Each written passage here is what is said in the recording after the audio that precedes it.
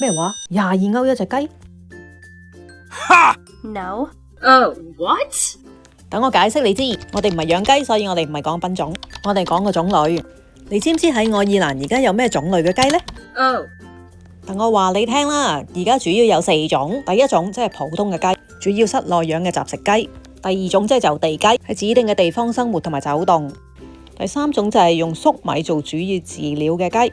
最後一種就係有機雞，佢哋開放牧場飼養，用100% 嘅有機飼料，不含人工添加劑或者激素。咁即係有咩分別先？首先我哋比較下個味道，你哋記唔記得雲吞雞嘅食譜？點解我建議用粟米飼料雞呢？原來粟米飼養雞肉質甜，皮偏黃，所以我就揀佢愛嚟做雞湯。營養部分又點啊？因為飼料嘅分別，佢哋有少少差別。個價錢又點先？價錢反映一切，羊毛出自羊身上，所以有機嘅雞係最貴。你又點揀呢？點揀都好，最緊要合適自己。喂，愛爾蘭嘅雞有冇激素㗎？上面都冇寫。喺愛爾蘭食物安全局嘅網站上面，清楚列明咗歐盟國家喺畜牧業上面係唔可以使用激素。其實食物包裝上面已經寫咗個農場同埋佢哋嘅編號，可以追蹤佢哋嘅來源。我今日嘅分享就到呢度。